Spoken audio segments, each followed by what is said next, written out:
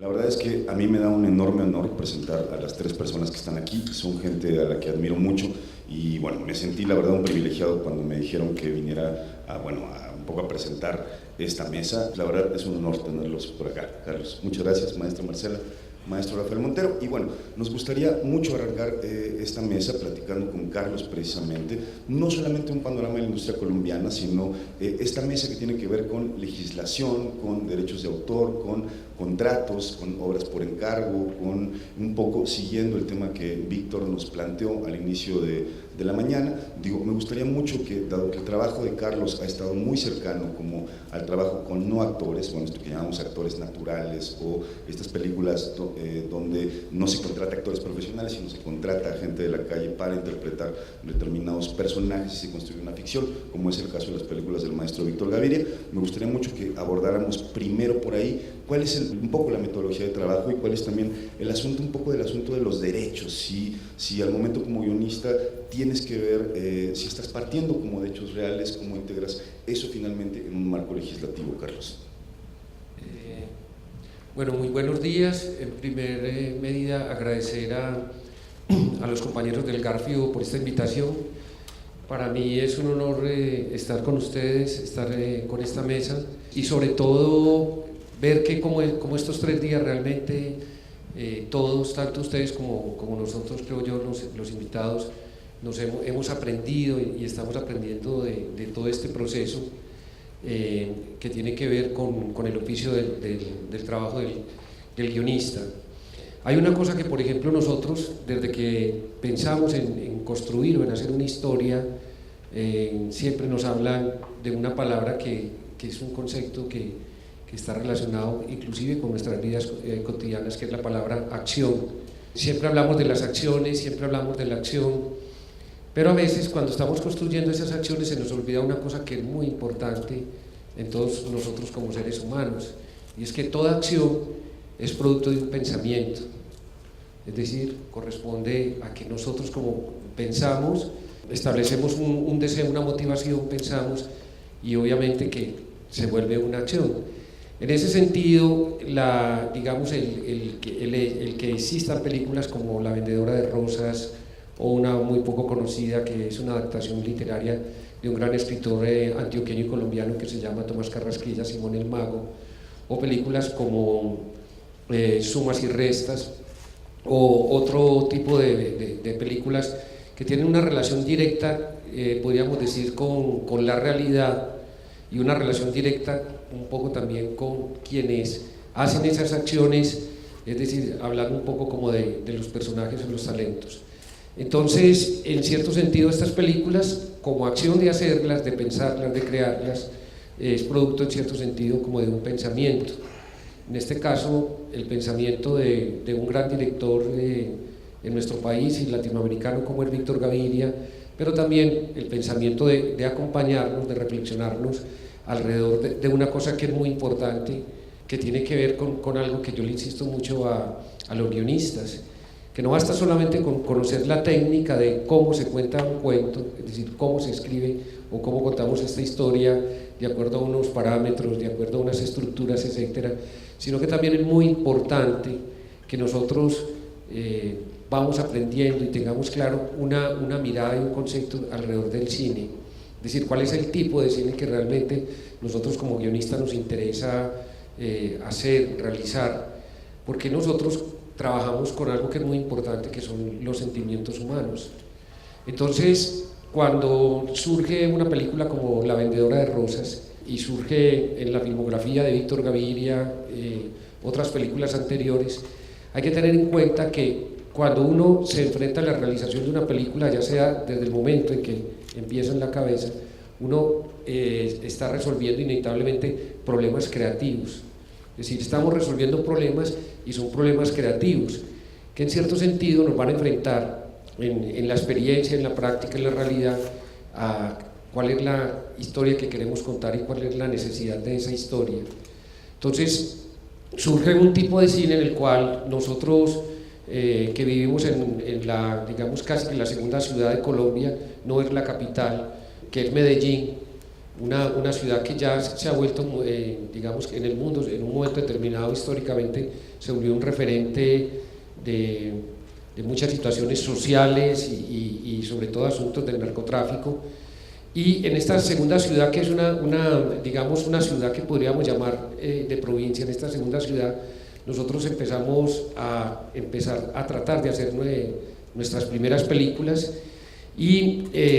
como no existía en ese momento y todavía un poco en Colombia no existe una gran tradición de industria cinematográfica, entonces no contábamos con una relación muy directa de contar con actores profesionales que tuviesen una tradición dentro de la industria o contar con, digamos, también con un equipo interdisciplinario, directores de fotografía en esta ciudad como Medellín.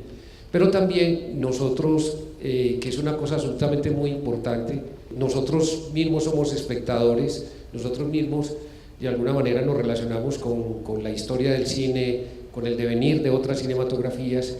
y hay una gran necesidad de contar, como nos pasa a todos, nuestras propias historias, y de ahí surge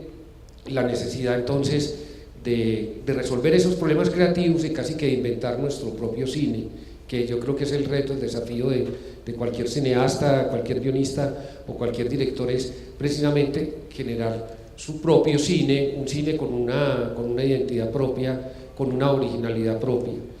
Esto que estoy diciendo no es que el primero lo pensamos y luego lo hicimos de una manera muy racional, sino que se fue dando en la construcción precisamente como de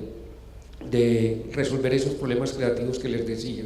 Entonces surge una historia que está basada en un cuento universal de Christian Andersen que se llama La vendedora de cerillas. Con Víctor Gaviria estábamos haciendo un documental en el que era una especie como de documental de encargo para una institución de unas monjas que recogían niños y niñas de la calle y trataban de reeducarlos, de formarlos, incorporarlos a la sociedad. A partir de ese documental, en una entrevista,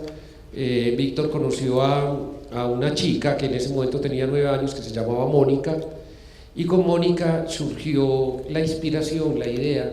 de contar la historia de La vendedora de cerillas, de Christian Andersen.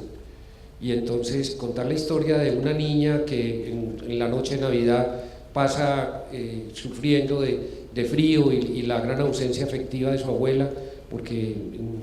se había muerto recientemente, hace que la niña en esa noche de Navidad, en medio del frío, de la nieve en Dinamarca, termine la niña tratando que vendía cerillas, tratando de calentarse con las cerillas hasta que muere de frío. Pero en el cuento de Christian Andersen es un final feliz porque ella termina reencontrándose con el ser que más quiere, que es su abuela. Ahí en este cuento surgió la necesidad de contar esa historia y de empezar a adaptarla, de buscar cómo contarla en una ciudad como Medellín, donde nosotros constantemente y cotidianamente veíamos en las calles niñas que de una manera de sobrevivir vendían rosas. Entonces de ahí surgió como ese principio de adaptación y ese principio de investigación y de tratar de conocer un mundo que nosotros no conocíamos. Y aquí viene una cosa muy importante que quiero compartir con ustedes, y es que precisamente es clave el investigar. Es clave que nosotros siempre tengamos los ojos abiertos y todos los sentidos en sensibilizarnos con el tema que estamos trabajando. En este caso nosotros íbamos a hablar de las niñas de la calle, unas niñas que sobrevivían vendiendo rosas a las parejas de enamorados que estaban en los restaurantes, digamos en los boliches o en estos lugares donde van las parejas a platicar y a estar ahí. Y a partir de ahí hicimos todo un trabajo que es digamos que esencialmente es como nuestro método, y que es un método que yo sugiero inclusive a otros guionistas, a otros directores, pero en este caso con La vendedora de rosas empezamos con un trabajo simultáneo que nos fue alimentando un poco como nuestro método. Esa simultaneidad consistía en que nosotros teníamos una estructura muy clave que era el cuento de Christian Andersen, pero necesitamos alimentarnos, digámoslo así, alimentarnos de la realidad, alimentarnos de un mundo que nosotros no conocíamos, que era el mundo de las niñas de la calle, de los niños de la calle en la ciudad de Medellín, y empezamos a hacer un trabajo de investigación donde nosotros prácticamente teníamos el cuento. Ese cuento lo convertimos obviamente en el método que casi todos hacemos, que en un pequeño tratamiento, y a partir de ese tratamiento empezamos a trabajar y a investigar y a alimentar las historias. Entonces ahí surgía un problema creativo, porque también es una cosa muy importante entenderlo, que a veces a uno se le olvida, y es que lo más importante cuando uno está escribiendo un guión es tener la absoluta convicción de que ese guión se va a rodar, que ese guión se va a filmar. En esa convicción hay que, en cierto sentido, muy importante adelantarse, a veces desde la imaginación y desde la investigación, adelantarse a resolver problemas que más adelante van a venir, como puede ser en cierto sentido el reparto, el casting. En este caso, nosotros primero no teníamos claro que no íbamos a trabajar con niñas, es decir, actrices o actores profesionales, que el referente de lo profesional sería que existiese algún talento de niña o niño que trabajara, no en el cine, porque no se habían hecho hasta en ese momento películas que trabajaran con niños, sino que o el referente era la televisión, pero tampoco había ese interés. Entonces, los tres aspectos con que nosotros trabajábamos era trabajar en el guión, hacer una investigación, que esa investigación nos llevara al tercer aspecto, que era como buscar el casting, porque teníamos la absoluta convicción, aunque en ese momento no tuviéramos todo el presupuesto, que íbamos a hacer la película. Entonces, esos tres elementos de investigar, escribir y bueno, porque está el director ya comprometido en la realización de la película, hacíamos casting, eso nos permitía a nosotros ir alimentando el mundo, el universo, que realmente nosotros estábamos apenas empezando a conocer, pero que ya teníamos esa estructura. Eso nos llevó a que nosotros durante más o menos aproximadamente 8 meses a un año, trabajando esos tres aspectos, fuimos recogiendo una serie de testimonios, de grabaciones, que podríamos llamarlo, yo no lo llamo documental, yo lo llamo más estar en un espíritu documental, en decir, estamos construyendo, estamos preparando una película de ficción, pero la estamos construyendo con un espíritu documental. ¿Qué llamaría yo un espíritu documental? Tener la actitud, la mirada de sensibilizarnos por todo lo que tiene que ver alrededor del universo de la película de ficción que vamos a construir. En ese espíritu documental nosotros hicimos una serie de entrevistas en el cual era muy difícil abordar los niños en la calle, y creamos una estrategia de visitar algunos internados a través del Instituto Colombiano de Bienestar Familiar, que en Colombia tiene que ver con el asunto de la niñez, y empezamos a hacer un trabajo de investigación que consistía básicamente en ir con una pequeña cámara de video aficionado, bajo un permiso ya oficial en esta institución educativa, y empezar a hacer una serie de entrevistas, unas entrevistas que nos permitían a nosotros alimentar ese mundo y ese universo. Esas entrevistas eran una especie como de casting para nosotros, porque ahí empezamos a ver la potencialidad o no de estas niñas, su talento, su manera como ellas hablaban, su manera como se relacionaban, su manera como ellas construían a través de la palabra su experiencia vivida. Grabamos alrededor de más de 60 horas de entrevistas con estas niñas, y lo cual muchas anécdotas, muchas vivencias de lo que ellos habían vivido y compartido en la calle fueron alimentando ese guión de ficción. No era que íbamos a contar literalmente su historia, no íbamos a hacer docudrama, no era que cogíamos esa historia y la íbamos a trasladar casi que literalmente escribiéndola en el guión, sino que lo que nos interesaba era llenarnos de ese mundo, de ese universo, en la manera como hablaban, en la jerga, en el lenguaje propio que tenía cada universo, en conocer las raíces más profundas, porque estas niñas terminaban en la calle producto de la violencia intrafamiliar, producto del maltrato no solamente familiar, sino inclusive a veces de abuso sexual. Entonces había una gran multiplicidad de historias que cada vez que esas historias nosotros investigamos nos abrumaban como desde la realidad, pero lo importante y lo que nos permitió a nosotros una guía era que ya teníamos una estructura de lo que queríamos contar. Entonces, el alimentarse de la realidad, el investigar ese universo, nos permitió a nosotros ir enriqueciendo, ir construyendo, digamos, esa estructura que después se convirtió en la película La vendedora de rosas. En este método macro lo aplicamos también en otra película que se llama Sumas y Restas, donde ya no nos metemos en el mundo de la calle, en el mundo de la infancia y de esta marginalidad, sino que tratamos de explorar un fenómeno que en los años 80 fue bastante traumático y que cambió la historia del país en Colombia, que fue la aparición del narcotráfico y la relación del narcotráfico y el poder, porque de alguna manera ya cuando se tiene tanto dinero producto de la comercialización, la producción y comercialización de una droga como la cocaína, eso genera unos cambios sociales, estructurales, que inclusive llegan hasta las esferas del poder y generan, ese poder genera también violencia. Estoy hablando de Colombia, no estoy hablando de México. Entonces todos estos aspectos de los años 80 generaron un fenómeno que nos llevó a una reflexión. La pregunta que nos queríamos hacer era, bueno, que realmente cómo la sociedad colombiana y la sociedad de Medellín se cambió a partir del producto de esas acciones. Lo que yo les insisto, cada acción es producto de un pensamiento. Entonces, esa acción del narcotráfico fue generando un pensamiento, una mirada distinta en las relaciones interpersonales, en las relaciones sociales, en las relaciones con el Estado, con el poder y en la vida cotidiana. Cambiaron los gustos, cambiaron las costumbres, los narcos tenían mucho dinero y triplicaban los precios de las propiedades, etcétera, etcétera. Y ahí nos fuimos encontrando con una historia de un amigo cercano que, entre otras cosas, había fundado una productora, y ese amigo cercano en algún momento de su vida había tenido un contacto directo con una experiencia de narcotráfico. A partir de tener negocios legales, hizo una relación de negocio legal con un narco y terminó de alguna manera siendo víctima, un poco, diríamos nosotros, por la ambición. Eso se cuenta en Sumas y Restas. Entonces ahí hubo un proceso que fue también muy interesante, muy complejo, que era tener a un amigo muy cercano, nosotros en el equipo escribiendo su historia,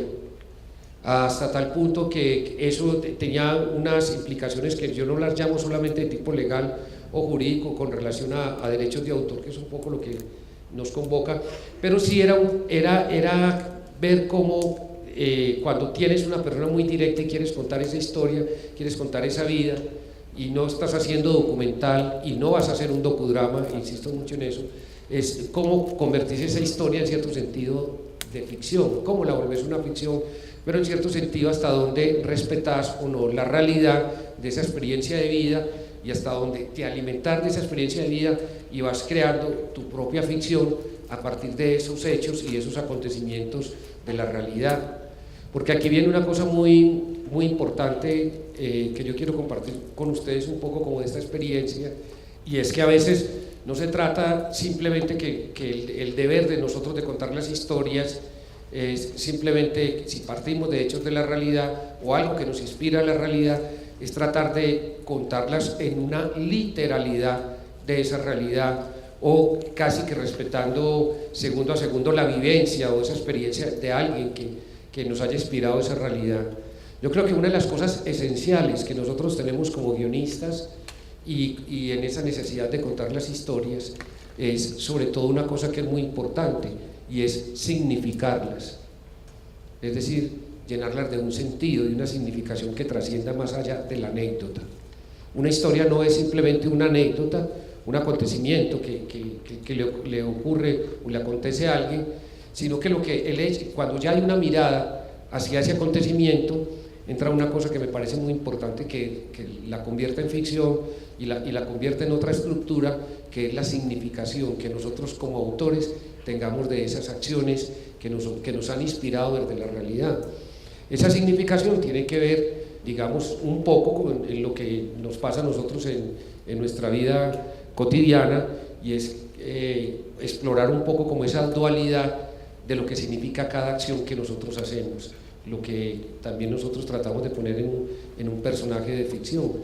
Quiero decir con esto que, por ejemplo, si ustedes han estado, eligieron estar acá durante estos 4 días, escuchándonos a nosotros, tomando nota, estar atentos, es probablemente porque es una decisión consciente que ustedes tomaron muy claramente y por eso invierten su tiempo y parte de sus vidas en el estar acá. Pero eso tiene este evento no va a quedar, ojalá pase eso, no quede solamente en ustedes como un evento más que vinieron a escuchar, sino que en cierto sentido esto puede tener una trascendencia para ustedes mismos como experiencia personal, y a eso es lo que yo me refiero cuando uno hace una acción. Esa acción no es que está ahí y se hizo, sino que para cada uno de nosotros tiene un significado propio, y eso es lo que de alguna manera nosotros exploramos con estas historias de la realidad. Entonces viene un asunto, para terminar un poco esta primera intervención, el asunto de, primero, es muy importante tener claro,